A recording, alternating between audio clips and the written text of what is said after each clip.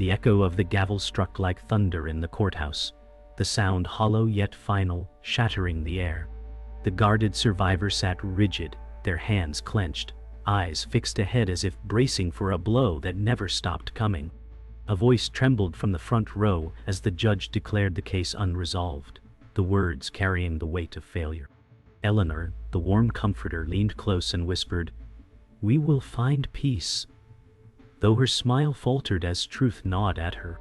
The reluctant fire starter, restless in the back, muttered, "Peace is a lie when the killer walks free." The steady anchor stood motionless, gaze lowered, hiding storms behind steady breath. The velvet blade turned away, expression unreadable, lips tightening in satisfaction too slight to be seen. In the silence that followed, grief spread like smoke, curling into the lungs of all who waited for justice that never arrived. The night outside pressed heavy, as if the world itself refused to let go of the crime's shadow.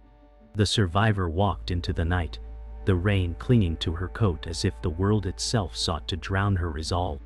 Eleanor followed close, voice gentle, "You don't need to carry this alone," though doubt lurked in her tone. The fire starter trailed in silence, muttering, "Justice doesn't wait for anyone." The anchor stepped behind, hands tucked deep in pockets, as if measuring every move. The blade vanished into shadows, already orchestrating unseen steps. The courthouse loomed behind them, a fortress that had offered no answers. The narrator spoke, describing grief as an inheritance passed down, binding them together in chains forged of silence and memory. In that moment, the survivor realized the fight was not over. It had only shifted into darker ground. The survivor sat at her kitchen table, coffee steaming untouched, her eyes fixed on the sealed letter resting before her. She whispered, "Why now?" as if the paper might answer. Eleanor's voice over the phone soothed, "It's just a piece of the past," though her silence said otherwise. The fire starter knocked at the back door, soaked and impatient, muttering, "You won't hide from this forever." The anchor's call came moments later, asking if she was safe, his tone steady but measured. The blade lingered somewhere unseen, his influence felt in every hesitation. The narrator described the letter as a pulse of truth waiting to be broken, its weight heavier than any verdict. The fire starter stormed into the living room, shoes dripping rain, eyes wild with urgency. "You're blind," he snapped, slamming a sketchbook onto the table, pages filled with dark scribbles of faces. The survivor's voice cracked, "You don't understand the cost." Eleanor arrived moments later, her presence a soft balm that could not mask the tension. The anchor stood by the window, gaze distant, saying little. The blade remained absent, but felt in every uneasy glance. The narrator described the moment as sparks striking tinder, a family unraveling under the pressure of truths too dangerous to stay buried. The survivor walked alone through the rain-slicked street, the letter clutched in her hand, unopened but burning like fire. She whispered to herself, "Every step forward feels like betrayal." The narrator explained that grief is never still. It stalks, reshaping itself into guilt, anger, and defiance. Eleanor's car passed slowly, her eyes meeting the survivors for a brief, unreadable moment. The fire starter watched from a distance, hidden under a broken streetlight, sketchbook in hand. The anchor lingered at the corner, his presence quiet but unyielding. Somewhere the blade moved unseen, his influence spreading like a storm cloud above them all.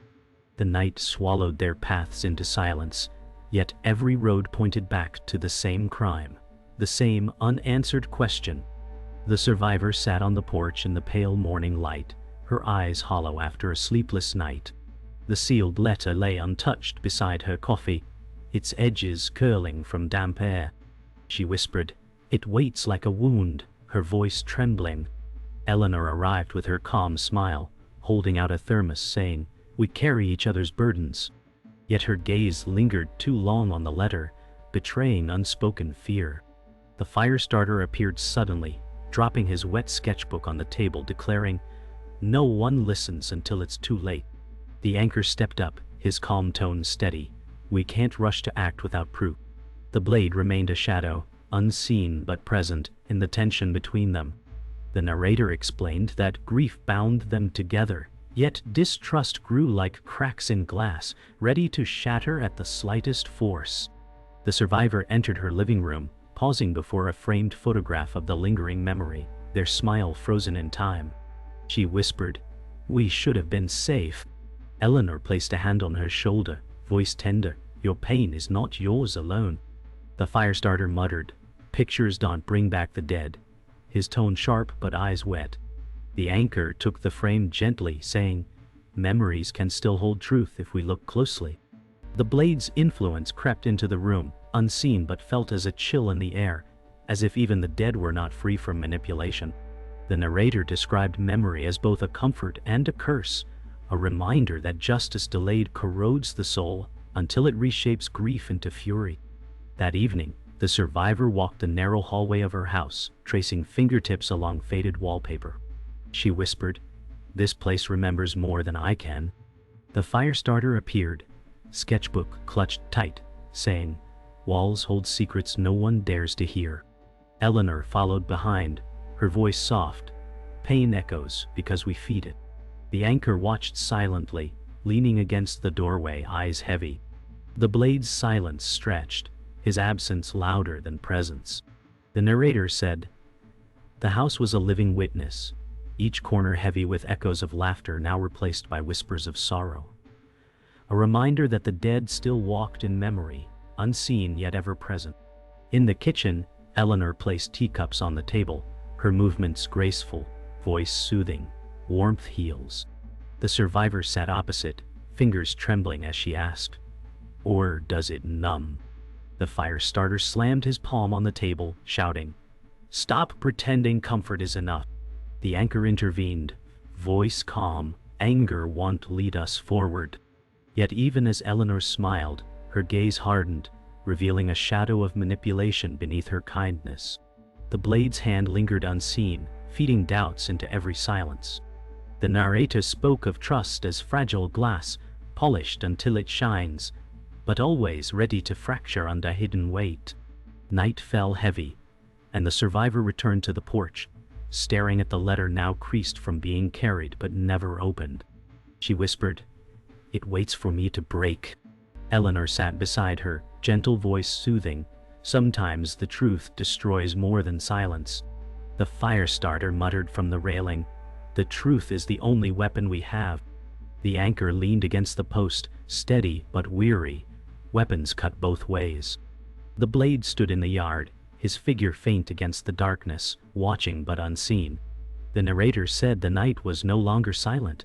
It pulsed with expectation, the weight of choices pressing like the storm about to break. The firestarter burst into the old shed behind the house, flashlight beam darting across dust and cobwebs. "You're blind if you can't see this," he shouted, holding up a sketch of the victim's last known sighting. The survivor followed cautiously, her voice trembling, "How can you know what even I don't?" Eleanor appeared in the doorway, her tone calm. "Children imagine shadows where none exist." The anchor entered, silent but alert, scanning the walls with practiced eyes. The blade's absence was heavy, as if his shadow had passed through moments before. The narrator explained the shed was once a place of safety, now turned into a gallery of grief and suspicion, every sketch screaming louder than the silence they carried. The survivor slammed the sketch onto her kitchen table, voice breaking, "You draw nightmares, not answers." The firestarter glared, eyes fierce, "I draw what others are too afraid to say." Eleanor leaned closer, whispering softly, "He only seeks attention." The anchor sighed, steady as stone, "Truth needs proof, not sketches." The blade's influence seeped into the cracks of their words, unseen but shaping every doubt. The narrator described the moment as a battle between memory and fear, where drawings became accusations, and silence became a shield for hidden lies. Later that night, the survivor searched the attic, dust swirling in her flashlight beam. She whispered, "Answers hide in places no one looks." The firestarter followed, muttering, "Because no one dares to." Eleanor called from below, her tone sharp beneath softness, "You're chasing ghosts." The anchor climbed slowly, his steady voice calm, "Some ghosts carry truth." The blade's shadow was felt even here, in the creak of boards and the weight of silence. The narrator said the attic was a tomb of forgotten memories, each box and photo, a fragment waiting to expose the cracks in their fragile trust. The fire starter shoved an old photograph into the survivor's hands, voice shaking.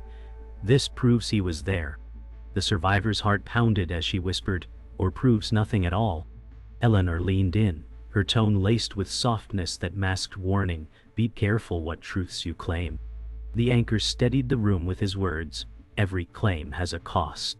The blade remained silent, yet his control hovered in the unspoken fear that spread. The narrator explained that trust frayed in moments like this, where evidence could either save them or tear them apart forever. At the edge of town, the group gathered by the abandoned factory, its broken windows glowing faintly under the moon. The survivor whispered, "This is where it ends or begins again." The fire starter muttered, "This is where they left us to rot." Eleanor placed a gentle hand on his shoulder, murmuring, "We must tread softly." The anchor stood still, steady voice low. "The past waits inside." The blade's presence was undeniable now, his figure faintly visible near the shadows of rusted metal. The narrator declared this was the moment where fear turned into confrontation, and the family stepped closer to truths darker than they imagined. The survivor opened the rusted drawer in the factory office and froze at the sight of old police files hidden beneath dust. Her voice cracked. "Why would they hide this?" The fire starter leaned over, whispering, "Because the truth burns." Eleanor stepped closer, her soft tone sharp underneath. "Not every truth should be uncovered." The anchor's expression hardened, his steady voice colder than usual. "We must be careful with what we touch." The blade's presence filled the shadows, though his hands were clean of dust, as if he had always known what lay buried. The narrator revealed that truth had no allies here, only enemies dressed as family, and the first fracture of trust had begun to widen beyond repair. The survivor flipped through the files, voice trembling, "These names are ours." The fire starter snarled, "They've always known, and they let it rot." Eleanor reached forward, touching the survivor's wrist, murmuring, "Some truths destroy what's left of us." The anchor's silence pressed heavy as he whispered, "Sometimes the past must remain buried." The blade watched quietly, lips pressed into the faintest curve of satisfaction. The narrator explained that betrayal often arrives not as a blow, but as a whisper, a subtle shift where loyalty bends into manipulation. The survivor found a sealed statement, signed by the anchor, her voice rising, "You knew." His eyes hardened, "I did what I had to." The fire starter erupted, "You betrayed us all." Eleanor whispered, "Sometimes betrayal is survival." The anchor's voice was steady, but his jaw trembled as he said, "I chose the greater good." The blade's silence felt like approval, his influence written across their fear. The narrator revealed the anchor's choice as the crack that shattered certainty, the betrayal too deep to mend, leaving only the taste of lies disguised as duty. Eleanor's smile broke into something darker as she whispered, "I kept your secrets because they served me." The survivor recoiled, whispering, "You were supposed to protect us." The fire starter spat, "You're worse than the silence." The anchor looked down, unable to speak. The blade's shadow stretched longer across the wall, his calm control anchoring the chaos. The narrator described betrayal not as a single act, but as a web woven slowly, each thread binding them until they no longer knew who was enemy or kin. The survivor dropped the file, papers scattering like broken trust. She cried, "Everything we've lived is a lie." The fire starter hissed, "Now you see why it never ends." Eleanor stepped back, calm voice like a blade, "Lies are what kept you alive." The anchor whispered, "I chose for us, not against us." The blade finally spoke, voice low and cutting, "Truth is a weapon, and I decide when it cuts." The narrator declared the reveal complete. The family was no longer bound by grief alone, but torn apart by betrayal, their unity fractured into suspicion and dread. The survivor stood in the courthouse once more, her voice unsteady, "We cannot keep silent." Firestarter slammed his fist on the bench, snarling, "Silence killed us once, it won't again." Eleanor leaned close, her soothing tone now laced with venom. "You'll only destroy yourself." The anchor tried to intervene, voice measured. "We must be careful." The blade stepped forward at last, his calm voice slicing the silence. Careful is what buried the truth. The narrator revealed the weight of years colliding in this single room, where grief, rage, and betrayal erupted into confrontation, and the line between justice and vengeance blurred beyond repair.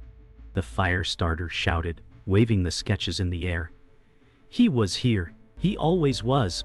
The survivor cried, "You can't fight shadows." Eleanor hissed, "Truth is poison in the wrong hands." The anchor pleaded, "Think before you burn everything." The blade smirked, his eyes cutting through the chaos. "The boy speaks louder than all of you." The narrator described the moment as sparks turning into flames, fury clashing with denial, each voice rising until the room itself seemed to tremble beneath the storm of revelations. The survivor confronted the anchor, holding the sealed statement, voice cracking, "You signed away justice." The anchor's face hardened. "I signed away pain." The firestarter shouted, "You chose them over us." Eleanor's calm words cut like ice. Sometimes betrayal is survival. The blade stepped closer, whispering, "And survival is power." The narrator said the moment burned like a confession in fire, exposing the anchor's hidden truth, collapsing trust, and forcing the survivor to choose between forgiveness and fury. The firestarter stormed down the aisle yelling, "If none of you fight, I will." The survivor cried out, "Don't do this." Eleanor stepped into his path, voice sugar-coated but sharp, "Rebellion will only feed the monster." The anchor reached forward, steady but desperate. "Wait, listen." The blade's voice rose above them all, commanding, "Let him burn if he must." The narrator explained that the family stood at the breaking point, each choice tearing the fragile web apart, and the fire of truth threatened to consume them all. The courtroom erupted as the survivor collapsed to her knees, crying, "We're already broken." The firestarter shouted, "Then let it break open." Eleanor whispered darkly, "Pieces can be controlled." The anchor murmured, "I only wanted to protect us." The blade, towering above them, declared, "Justice isn't found, it's made." The narrator revealed the climax as a storm of confessions, betrayals, and truths colliding, leaving the family stripped bare, their souls laid open under the crushing weight of justice denied. The survivor sat in the empty courtroom, her hands trembling as she whispered, "Justice feels like a stranger." The firestarter paced behind her, muttering, "Strangers can still bleed." Eleanor sat nearby, her voice calm yet sharp. "Peace is built on silence." The anchor leaned against the wall, his tone heavy. "Silence is what destroyed us." The blade stood in the shadows, hands clasped, his presence cold as stone. The narrator explained that resolution does not mean healing, but the reshaping of wounds into something permanent, a scar that redefines all who bear it. The survivor walked outside, rain falling steady, whispering, "The verdict means nothing without truth." The firestarter snarled, "Then truth is ours to make." Eleanor stepped close, voice soft like honey, or to bury. The anchor's reply was steady but sorrowful, "Burial is no justice." The blade's smirk glinted faintly in the dark, his silence louder than words. The narrator said, "Justice had fractured into pieces, some buried, some exposed, none whole enough to heal, leaving the family caught between survival and despair." At home, the survivor placed the sealed letter on the table, whispering, "This truth is mine to face." Eleanor said softly, "Don't open what cannot be closed." The firestarter barked, "Cowardice killed us before." The anchor's words weighed heavy, "Choice shapes more than truth." The blade leaned in the doorway, voice calm and cutting, "Choice has consequences, and I am one of them." The narrator revealed the family's resolution lay not in law but in the choices they made now, each one carving scars across their future. Firestarter grabbed the letter, shouting, "If you won't open it, I will." The survivor cried, "It's not your burden." Eleanor snapped, her calm mask cracking, "Enough of this madness." The anchor tried to intervene, steady voice firm, "Stop before you break what little we have left." The blade whispered with chilling calm, breaking is the only path to truth. The narrator declared this was no longer about justice but survival, with the family fractured by choices they could not undo, bound only by the ghost of the one they lost. The survivor finally tore open the letter, hands shaking, whispering, "The truth is mine." Silence fell heavy. The firestarter leaned closer, eyes wide, whispering, "It changes everything." Eleanor's breath caught, her calm cracking into fear. Some doors should never open. The anchor bowed his head, muttering, "We cannot go back." The blade stepped forward, voice low but commanding, "Now the game is mine to end." The narrator said resolution came not with peace but with revelation, truth uncoiling like a serpent, leaving them haunted forever.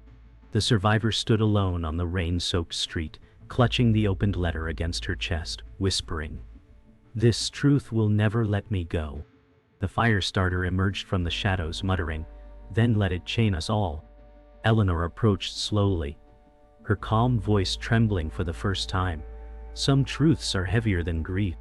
The anchor's footsteps echoed as he admitted softly, "I can't undo what I did." The blade appeared at the edge of the streetlight, his silhouette sharp, declaring, "And now, none of you can escape me." The narrator explained that the final chapter was no ending but the haunting continuation of wounds that could never heal. The survivor sat inside her dimly lit home, the letter spread on the table, whispering, "Every word feels like blood." The firestarter leaned over, voice fierce, then bleed louder than they ever did. Eleanor pressed her hand gently on the table, voice smooth, "This doesn't have to consume you." The anchor sat in the corner, silent, until he muttered, "It already has." The blade's reflection flickered in the window, eyes cold, voice echoing, "It was always meant to." The narrator described silence filling the room like smoke, suffocating, inescapable, marking the point where truth became its own executioner.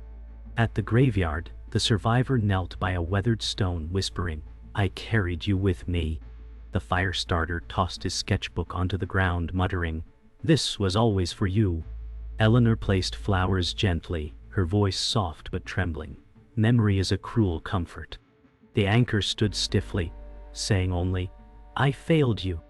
The blade's presence lingered near the gate, calm and silent, his watchful eyes making the night colder. The narrator spoke of memory as the sharpest weapon, cutting deeper than truth, ensuring the dead never truly rested, and the living never truly escaped. The survivor returned to the porch, staring into the darkness, whispering, "Nothing ends, it only circles back." The firestarter sat on the steps, muttering, "Then let it burn until it's ash." Eleanor rocked slowly in a chair, her voice smooth but hollow, "Ash still leaves stains." The anchor leaned against the post, weary, saying, "I no longer know what side I stand on." The blade stood at the yard's edge, his voice low and steady, "You all stand where I place you." The narrator explained that even at the story's close, control lingered with the shadows, leaving only fragments of choice to the broken family. The survivor whispered the final words of the letter aloud, her voice trembling, "The killer was among us all along." The firestarter's eyes widened. Then it was never over.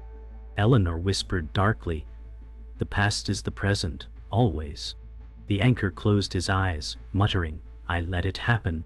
The blade stepped into the light, his expression unreadable, his voice calm. "Now you finally understand." The narrator ended with a chilling truth. Justice is not always served, sometimes it is stolen, leaving behind only the haunting echo of what could never be undone.